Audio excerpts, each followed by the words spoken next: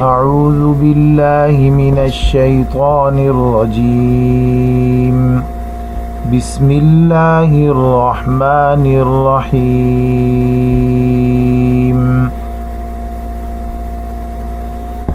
ذلك جزيناهم بما كفروا وهل نجازي إلا الكفور۔ آئیں ان الفاظ کے معانی دیکھتے ہیں۔ ذالک وہ ایک مرد، اس میں اشارہ بعید ہے، دیٹ، جزینا ہم نے انعام دیا یا ہم نے بدلہ دیا، وی ریوارڈڈ، جیم زا اور یا جمع متکلم ہے تو یہ اچھا بدلہ اور برا بدلہ دونوں معنی میں استعمال ہوتا ہے، یہاں پر سزا کے معنی میں استعمال ہوا۔ بیما، بی ساتھ اور ما جو، یہ دو لفظوں سے مل کر بنا ہے، ود وچ، یعنی بی کا معنی ساتھ حرف جار ہے اور ما اسم موصولہ۔ کفروا انہوں نے کفر کیا، دے ڈسبلیوڈ،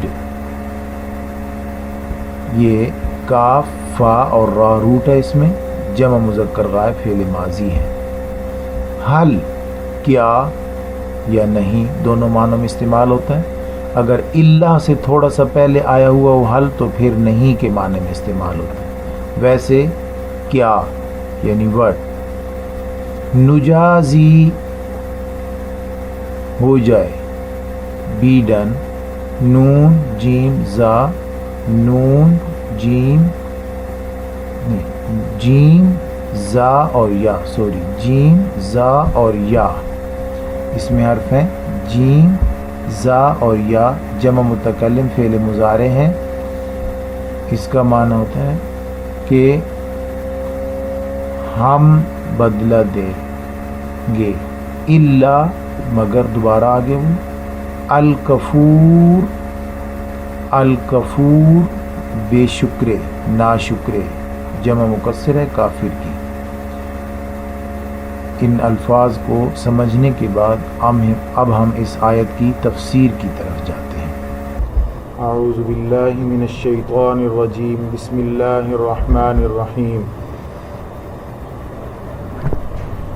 ذالک یہ، جزیناہم بدلہ دیا ہم نے ان کو، جزیناہم بدلہ دیا ہم نے ان کو، بما کفروا ان کی ناشکری کی وجہ سے، وہل نجازی اور نہیں بدلہ دیتے ہم، الا الکفور مگر ناشکروں کو، یعنی یہ جو بدلہ ہم نے ان کو دیا ہے یہ ان کے کفر کی وجہ سے دیا ہے، اور ایسا بدلہ ہم ناشکر لوگوں اور کافر لوگوں کو ہی دیتے ہیں۔ اس آیت مبارکہ میں اللہ رب العزت نے قوم سبا کو ایک دم ترقی سے بالکل ہی دنیا سے ختم کر دینے یا تنزلی کی طرف لے جانے کی وجہ بتائی کہ ہم نے یہ عذاب قوم سبا کو کیوں دیا، قوم سبا کو ایسا عذاب ملنے کی وجہ بتائی جا رہی ہے۔ قوم سبا کو جو عذاب دیا گیا اس کے بارے میں فرمایا کہ ذالک جزیناہم بما کفروا، یعنی جزیناہم ذالک بکفرہم، ہم نے ان کو یہ بدلہ ان کے کفر کی وجہ سے دیا۔ کفر کیا تھا کہ وہ اللہ کی عبادت نہیں کر رہے تھے، وہ اللہ رب العزت جو منعم حقیقی ہے اس کی شکر گزاری نہیں کر رہے تھے، وہ پیغمبروں کی مخالفت کر رہے تھے، وہ سورج کی پوجا کر رہے تھے، وہ بدکاری اور کفران نعمت میں مبتلا تھے۔ جب اتنے انعامات کے بعد انہوں نے ناشکری کا راستہ اختیار کیا اور شکر گزاری کا اختیار نہیں کیا، تو اللہ رب العزت نے فرمایا کہ جزیناہم ذالک بکفرہم۔ جزا کا مطلب اچھا بدلہ بھی ہوتا ہے اور برا بدلہ بھی ہوتا ہے، اور یہ سیاق و سباق کے مطابق ہوتا ہے کہ پیچھے بات کیسی آ رہی ہے۔ چونکہ عذاب کی بات آ رہی ہے اس لیے اس موقع پر اس کا ترجمہ ہوگا سزا، یعنی ہم نے یہ سزا قوم سبا کو اس لیے دی۔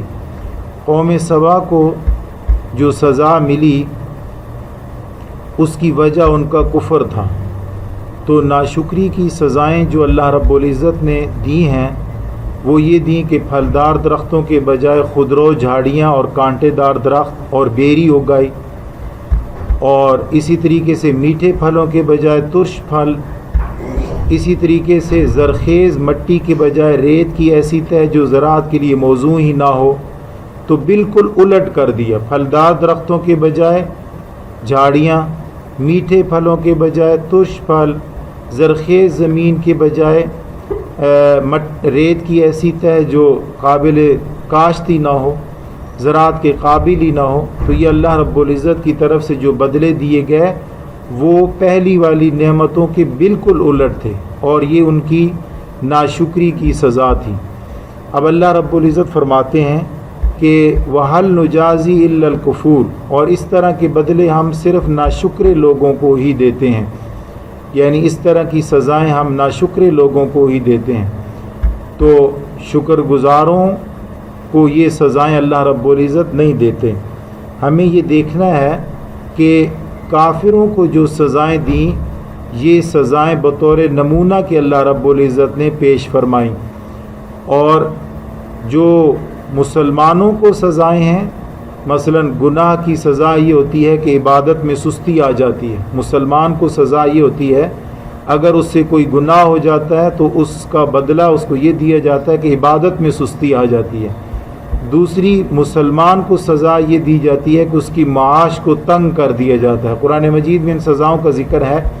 اسی طریقے سے لذت متاثر ہو جاتی ہے، یعنی جب کوئی اسے آسانی ملے بھی تو اس کے ساتھ ایسی کوئی مصیبت آ جاتی ہے کہ اس کی جو آسانی ہے اس کا مزہ اور لذت نہیں آتا، بلکہ اس پر کوئی تکلیف کی وجہ سے رنج دکھ رہتا ہے، کوئی تکلیف رہتی ہے، کوئی مصیبت رہتی ہے، تو لذت متاثر ہو جاتی ہے۔ یہ تین سزائیں مسلمانوں کو دی جاتی ہیں۔ پہلا یہ کہ عبادت میں سستی آ جاتی ہے، عبادت میں سستی کی وجہ سے اس کو انعامات کم ملتے ہیں آخرت کے، معاش میں تنگی آ جاتی ہے، اور نمبر 3 یہ کہ لذت متاثر ہو جاتی ہے، مشکل ہو جاتی ہے، باوجود لذت کے تکلیف اور مصیبت میں ہی رہتا ہے، آسانی کے بجائے تکلیف میں ہی رہتا ہے۔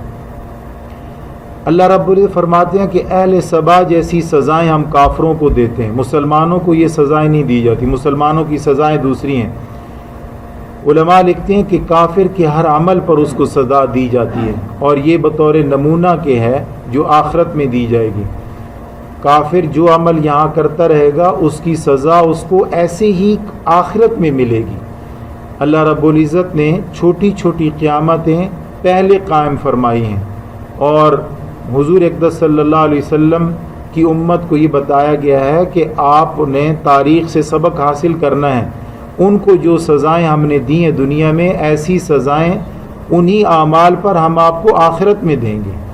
تو کافروں کو یہ سزائیں آخرت میں ملیں گی۔ اگر مسلمانوں نے اس سے عبرت حاصل کرنی ہو تو سابقہ امم کی جتنی بھی جو تاریخ ہے وہ بطور نمونہ کے ہمارے سامنے ہونی چاہیے کہ اس طرح کی سزائیں اللہ رب العزت دیں گے۔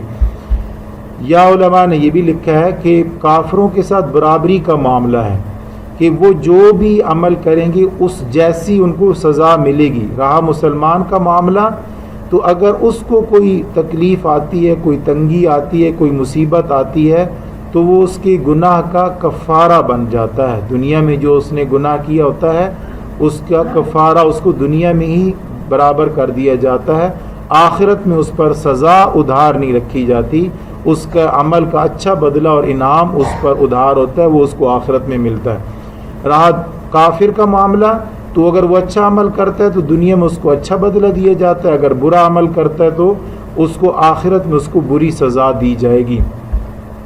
اسی طریقے سے مسلمان کو یہ سمجھا دیا گیا ہے کہ قوم سبا کے جو عروج اور زوال ہے اس کا 100 سالہ تاریخی دور ہے، اس سے عبرت حاصل کریں۔